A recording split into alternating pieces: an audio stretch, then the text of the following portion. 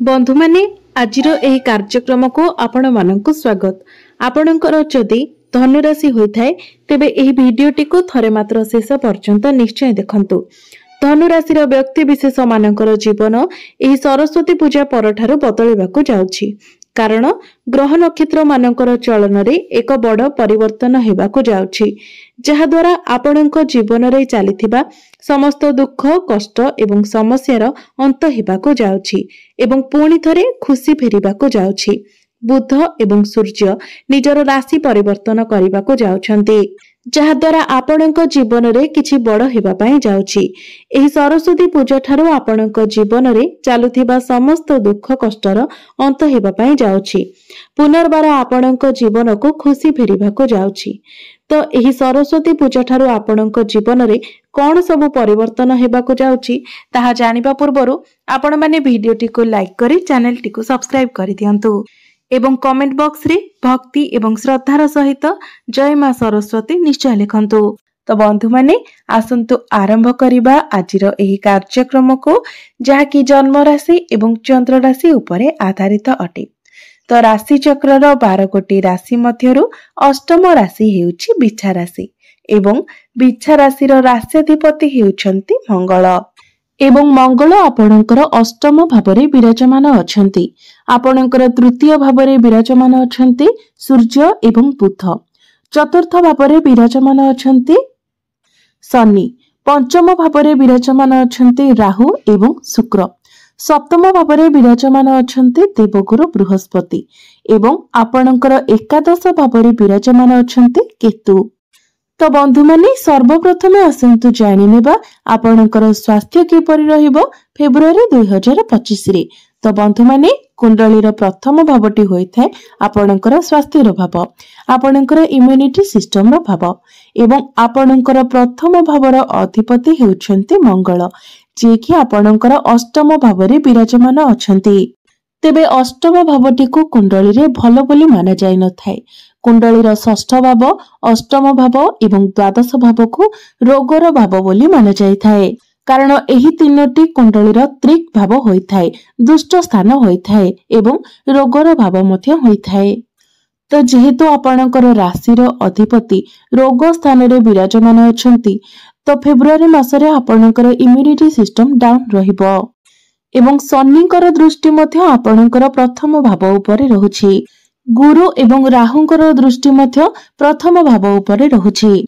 तो बंधु माने फेब्रुआरी मासटी एपरि मास अटे जे मासरे आपणको निज स्वास्थ्यर विशेष जत्न नेबार अछि।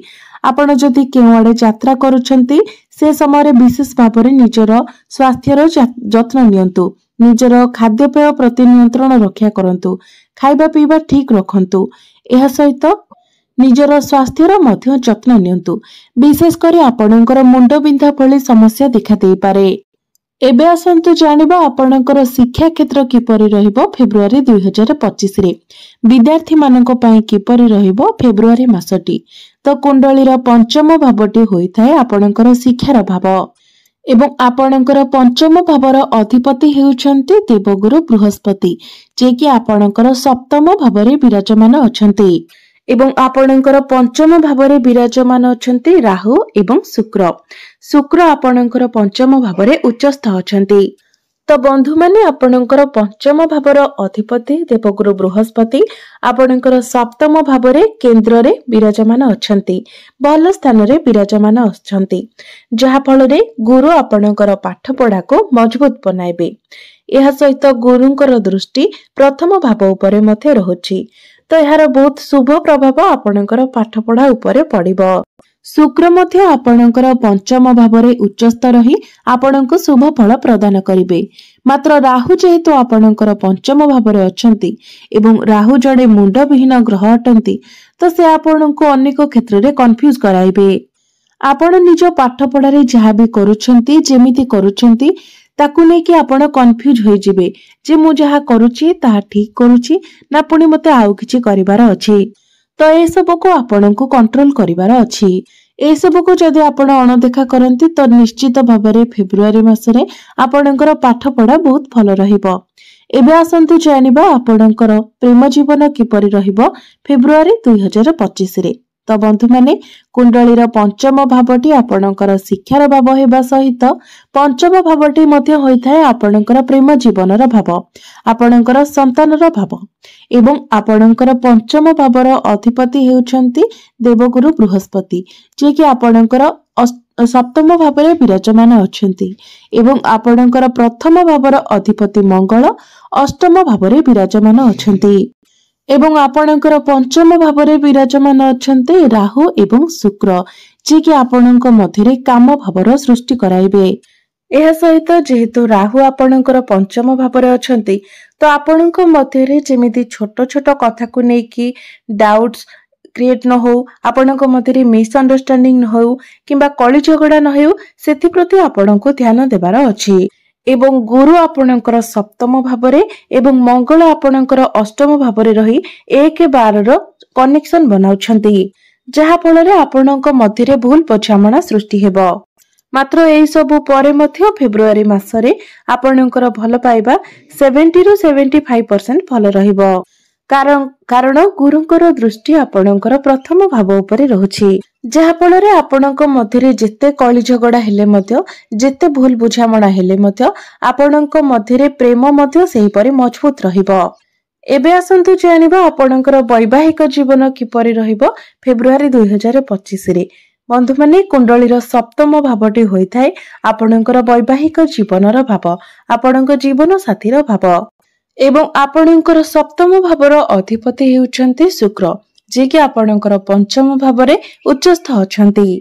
तो फेब्रुआरी मासरे आपणकर वैवाहिक जीवन बहुत ही भल रहिबो, कारण फेब्रुआरी मासरे शुक्रंकर कोनोसी राशि परिवर्तन हेबार नाही।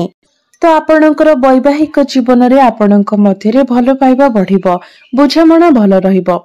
आपण किवाडे बुलिबाकू प्लानिंग करि पारंती। आपण 2 जण मिसी जहा भी प्लानिंग करिवे सेथिरे आपण सक्सेस हेबे। एबे आसंतु जानिबा सबुठारु महत्वपूर्ण विषय वस्तु आपणकर भाग्य, कैरियर एवं व्यापार वाणिज्यर स्थिति किपरि रहिबो फेब्रुआरी 2025 रे। तो बंधु माने कुंडलीर नवम भावटी होइथाय भाग्यर भाव, दशम भावटी होइथाय कैरियर कार्य क्षेत्रर भाव एवं सप्तम भावटी होइथाय आपणकर व्यापार वाणिज्यर भाव। तो आपणकर नवम भावर अधिपति अर्थात भाग्य भावर अधिपति हेउछंती चंद्रमा, जे कि प्रति 2 दिन रे निजर राशि परिवर्तन करिथांती एवं भाग्यर कारक ग्रह बृहस्पति आपणकर लाभ स्थान को देखुछंती एवं 11 फेब्रुआरी को बुध एवं 13 फेब्रुआरी को सूर्य आपणकर केंद्र को चलन करिवे। मात्र आपणकर राशिर अधिपति मंगल अष्टम भावरे विराजमान अछंती एवं अष्टम भावटी को शुभ बोली माना जाय नथाय। तो एही मासरे अर्थात फेब्रुआरी मासरे जदि आपण किछि बड़ डिसिजन नेबा पई चाहुचंती किंबा कोनोसी बड़ कार्य करबा पई चाहुचंती तो फेब्रुआरी मासटी को आपण स्किप करि देबा उचित, कारण फेब्रुआरी मासरे मंगल बहुत दुर्बल स्थिति रे रहुचंती एवं फेब्रुआरी रे मंगलकर कोनोसी राशि परिवर्तन मध्य हेबार नाही। संपूर्ण मासटी मंगल आपणकर अष्टम भावरे रहिबे। तो भाग्य संबंधित प्रत्येक कार्य रे आपणको किछिटा बाधा विघ्नर सम्मुखीन हेबाको पड़िबो एवं आपणकर कार्य रे मध्य विलंब हेबो। सेथि पय फेब्रुआरी मासरे जदि आपण समस्त प्रकारर बड़ कार्य दूरे रुहंती, बड़ डिसिजन नु दूरे रुहंती तो आपणको पय भल रहिबो। आपण जदि कोनोसी छोट मोट जिनिस किना किनी करबा पई चाहुचंती किबा छोट कोनोसी कार्य करबा पई चाहुचंती तो आपणको पई भल रहिबो, कोनोसी असुविधा नाही। किंतु कोनोसी बड़ बड़ कार्य ठारो आपण दूरे रुहंतु एवं तरबरिया भावरे मध्य आपण कोनोसी कार्य करंतु नाही किबा कोनोसी डिसिजन नियंत्रण नाही। जेहेतु मंगल खराब स्थिति रे अछंती तो जदि आपण तरबरिया भावरे किछि करंती तो सेथि पई मध्य आपणको पश्चाताप करबाको पड़िबो। किंतु आपण चाहिले एही मासरे आपण शुभ मांगलिक कार्य करि परिबे, कारण गुरु आपणकर केंद्र रे विराजमान अछंती, सेथिरे कोनोसी प्रकारर असुविधा नाही। एबे आसंतु जानिबा आपणकर कैरियर किपरि रहिबो फेब्रुआरी 2025 रे। तो बंधु माने कुंडलीर दशम भावटी होइथाय कैरियर भाव, कार्य क्षेत्रर भाव। तो आपणकर दशम भावर अधिपति हेउछंती सूर्य, जे कि आपणकर तृतीय भावरे विराजमान अछंती एवं 13 फेब्रुआरी को आपणकर चतुर्थ भाव को चलन करिवे।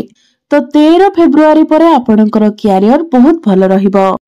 कारण 13 फेब्रुआरी पर सूर्य जितेबाला आपणकर चतुर्थ भाव में रहिबे तो सूर्यंकर सीधा सड़क दृष्टि दशम भाव उपर रहिबो। यह सहित जो मानक निकटरे कोनोसी चाकरी नाही तो 13 फेब्रुआरी पर आपणको चाकरी मिलिबार मध्य बहुत अधिक संभावना रहुछि। सेतिपई आपण माने निजर चेष्टा जारी रखिबा उचित। 13 फेब्रुआरी पूर्वरु आपणकर टार्गेट अधिक रही पारे, आपणको उपरे कार्यभार अधिक रही पारे, मात्र आपणकर कार्य किंतु सब संपूर्ण होइजिबो। कारण तृतीय भावरे मध्य सूर्य को खराब बोली माना जाय नथाय। तृतीय भावरे मध्य सूर्य शुभ फल प्रदान करिथांती। मात्र 13 फेब्रुआरी पर आपण टिके रिलैक्स हेबे, आपणको अधिक अपॉर्चुनिटी मिलिबो, आपणकर मान सम्मान बढ़िबो, आपणको प्रशंसा मिलिबो, क्यारियर रे आपणको किछि खुशी खबर मध्य मिलि पारे। एबे आसंतु जानिबा आपणकर व्यापार वाणिज्यर स्थिति किपरि रहिबो फेब्रुआरी 2025 रे। तो बंधु माने 11 फेब्रुआरी को बुध जेतेबेले आपणकर केंद्र को आसीबे तो 11 फेब्रुआरी पर आपणकर व्यापार वाणिज्य सर्वश्रेष्ठ रहिबो। तो बंधु माने एबे आसंतु जानि लेबा किछि विशेष प्रतिकार विषय रे, जो प्रतिकार गुड़िक करबा द्वारा एही मासरे आसुथिबा समस्त अशुभत्व गुड़िक दूर होई पारिबो, समस्या गुड़िक दूर होई पारिबो एवं आपणको अधिक शुभत्व प्राप्ति हेबो। तो बंधु माने जेहेतु फेब्रुआरी मासरे आपणकर मंगल दुर्बल स्थिति रे रहुछंती, सेतिपई प्रत्येक दिन आपण मंगलंकर बीज मंत्र 108 थर जप करंतु। प्रत्येक दिन आपण हनुमान चालीसार पाठ करंतु, यह आपणको पई अधिक गुरुत्वपूर्ण अटे। एवं प्रत्येक दिन आपण गुरुंकर बीज मंत्र मध्य 108 थर जप करंतु। एवं प्रत्येक दिन आपण उदित सूर्य को तंबा पात्र रे जलार्घ्य मध्य अर्पण करंतु। निश्चित भावरे समस्त अशुभत्व गुड़िक खंडन होई आपणको शुभत्व प्राप्ति हेबो, आपणकर भाग्य रे उन्नति आसीबो। तो बंधु माने आपणकर जीवन मंगलमय हेउ, एहा ही ईश्वरंक निकटरे मोर प्रार्थना। धन्यवाद।